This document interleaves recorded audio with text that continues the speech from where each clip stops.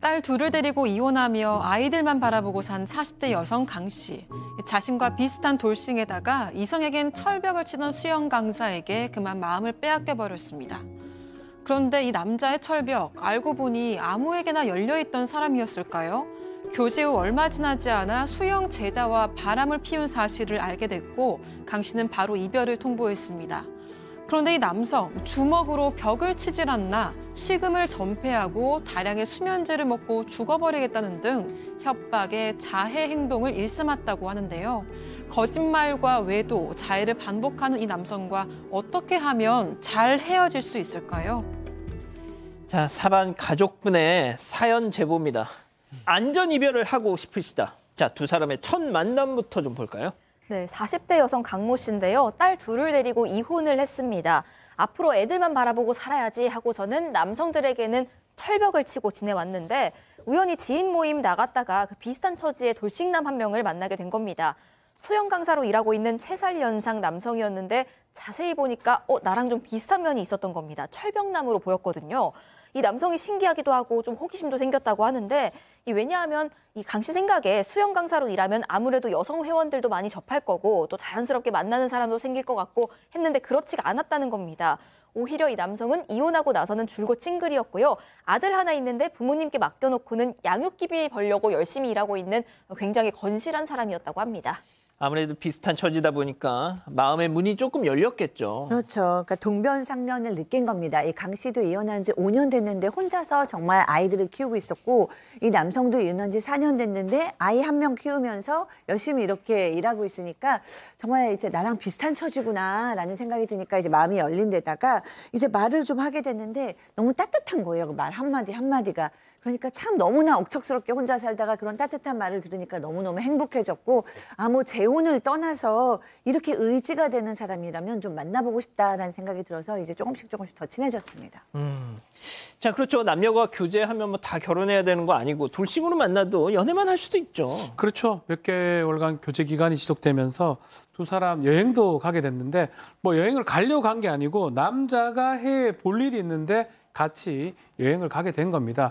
뭐 남성은 또 뭐 어떤 일을 봐야 되니까 숙소에서 이제 기다려야 될 상황에 남자가 이 노트북을 주면서 이거 좀 보든지 영화 이런 거 보라고 했는데 이 노트북을 받은 다음에 뭔가 검색을 하다가 뭐 화면이 좀 꺼지고 뭐 이러다가 다시 켰는데 사진 폴더를 좀 보게 됩니다. 근데 뭐 옛날 사진은 좀 어떤지 그걸 확인하는 과정에서 뭔가 안 좋은 걸 좀 보게 돼요. 이것저것 예전 사진 모습을 보다가 최근에 지금 저 낯선 여자하고 함께 찍은 사진이 있어서 깜짝 놀랐다고 합니다. 판도라의 상자가 열렸습니다. 근데 진짜 그런 사진이 있는 노트북을 어떻게 저렇게 쉽게 맡겼는지도 모르겠고요.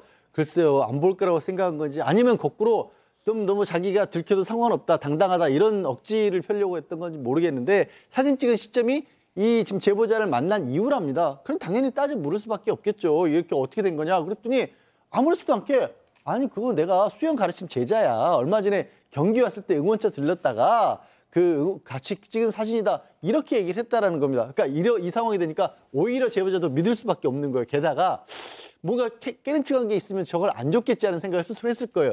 나이 차이가 또 굉장히 많이 납니다. 글자가 들어 자식벌 되는 그런 여성이었기 때문에 에이 진짜인가 보다 그렇게 믿었다는 거예요. 믿고 싶었던 거겠죠. 네, 그래서 처음에는 그런가 보다 일단 넘어가려고 했는데 그래도 강 씨도 촉이 없진 않았습니다. 남자친구 오피스텔에서 이 남자친구가 본인 만나기 전에 쓰던 옛날 휴대전화들을 보게 됐던 건데 그 안을 보니까 거기에 그 제자라는 사람이랑 같이 찍은 사진들이 수두룩했던 거죠. 이번에는 더 확실한 이 발뺌 못할 연애 증거였습니다. 이 강 씨는 남자친구의 뻔뻔한 거짓말에도 화가 나고 철벽남인 줄 알았더니 남자친구에 속았다는 어떤 배신감도 들고 또 이 여성을 만나는 와중에 자기랑 바람을 피운 거라는 뭐 그런 굉장히 복합적인 감정들에 시달리게 됩니다. 양다리였습니다, 양다리. 그렇죠. 그래서 이제 이 사실을 알게 된 이상 사귀기가 쉽지가 않잖아요. 단호하게 헤어지자고 얘기를 하니까 남자친구가 그 제자를 사랑한 적이 없다. 나는 너만 사랑했다. 그렇게 얘기하겠죠. 그래서 매달리기 시작했는데 이 정도가 좀 지나치다고 생각을 했다고 합니다. 그리고 이 지금 제자를 사랑했건 안 했건 더 이상 교제를 할 수 없다라고 생각을 했고 증거가 너무 많은데 계속 거짓말을 하기 때문에 더 이상 만날 수는 없다고 했는데 계속 매달리면서 강 씨를 힘들게 했다고 합니다. 자, 중요한 건 이겁니다. 그 매달림의 정도가 상상을 초월했던 거예요. 어떤 상황이었는지 제보자분 목소리 직접 들어보시죠. 언젠가가 일본 술집에서 술 마시면서 꼬치를 그 꼬챙이로 자기 손등을 탁 집어서 그게 들어가서 박힌 거 쳐들고 있고, 그리고 침대 모서리에 머리를 박아갖고 막 얼굴에서 또 막 피가 이렇게 흐르면 밑으로 흐르니까 막 몸이 피범벅이 되잖아요. 그리고 뭐 칼을 머리에 들고 그 한 번씩 그러고 나면 그 집에는 칼이고 가위고 제가 다 갖다 버리고 막 숨겨놓고 무서운 거예요, 저는. 나랑 결혼할래 죽을래 뭐 약간 이런 느낌인가요? 이제 그런 느낌인 거죠. 그렇게 남성은 자해를 한다고 하지만 그걸 보는 입장에서는 그게 자해가 아니라 자신에 대한 가해 행동처럼 여겨질 수밖에 없는 거고, 게다가 이 남성이 저런 행동하는 게 아니라 내가 지금 정신과에 가서 우울증 약을 먹고 있다더니 너 때문에 지금 식음을 전폐하고 아무것도 못하고 있다거나 뭐 죽어버리겠다 뭐 이런 식의 일을 수시로 했다라는 거예요. 이거 어떻게 이게 두렵고 떨려서, 사실 법적으로도 이 정도면 협박이라고 볼 수밖에 없는 상황인데 그런 짓을 반복을 하니까 119에 신고하고 경찰 부르고 이런 경우까지도 여러 번 있었다라는 겁니다. 말씀드린 것처럼 사실상 협박을 당하고 있는 겁니다. 이거 자해에서 끝나는 게 아니에요. 제가 박상희 교수님께는 잠시 뒤에 마무리 질문으로 좀 드리겠습니다. 자, 그럼 여기서 오늘의 궁금증 짚어보죠. 자, 양다리 남친 헤어지자고 하니까 자해를 하는데 어떻게 하면 안전 이별을 할 수 있겠느냐. 진짜 오죽 무섭고 답답하시면 저런 질문, 안전하게 이별할 수 있는 방법을 저희한테 질문하셨겠어요? 교수님. 네.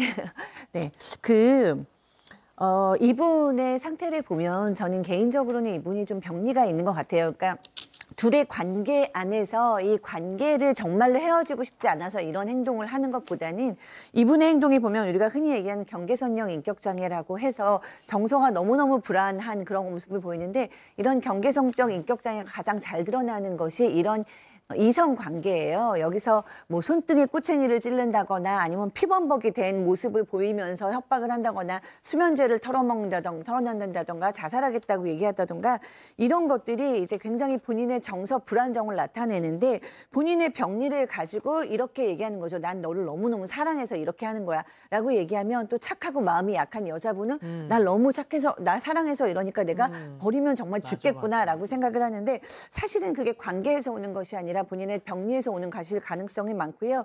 그러나 이제 그럼에도 불구하고 이분하고는 이제 헤어지겠다고 마음을 먹으신 거면은 안전 이별을 하셔야 되는데, 이분을 자극하는 언어로는 하시면 안 될 것 같고요. 이별을 단호하게 얘기하시되, 그렇지만 이제 다시는 그 사람이 온다고 해서 다시 받아주는 게 반복돼서는 이 증상이 더 심해질 뿐입니다. 그래서 정말 단호하게 마음을 먹으셔야 되고 단호하게 얘기를 하셔야 되는데, 혼자서 만나는 것이 위험하다고 판단이 드신다면 믿을 수 있는 다른 사람하고 같이 가서 얘기를 하고, 또 해코지가 있을 수 있기 때문에 지지 시스템을 좀 마련을 해야 돼요. 가족이라던가 전문가라던가 또 심각할 경우에는 경찰까지 내가 언제라도 의지할 수 있는 사람들한테 이 문제를 좀 상의하시면 좋겠습니다. 자, 양 변호사님, 이 법적으로는 어떻게 방법이 없을까요?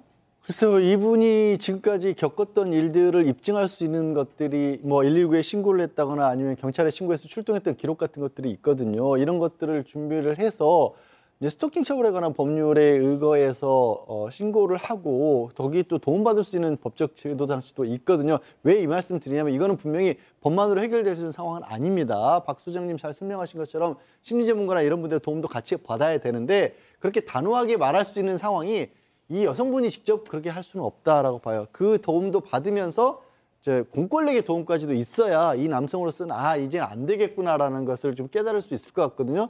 그리고 이 안전을 보장받기 위해서라도 이게 개인적으로 해결하려고 해서는 안 될 것으로 저는 봅니다. 박 변호사님, 네. 지금은 고인이 된 한 원로 개그맨 결혼 안 해주면 나 죽어버린다 해가지고 결혼을 했어요. 근데 그때 옛날에는 말이죠. 그거 보면서 무슨 세계의 로맨스, 요즘 그러면 안 돼요. 안 되죠. 다 스토킹 범죄가 될 수 있고요.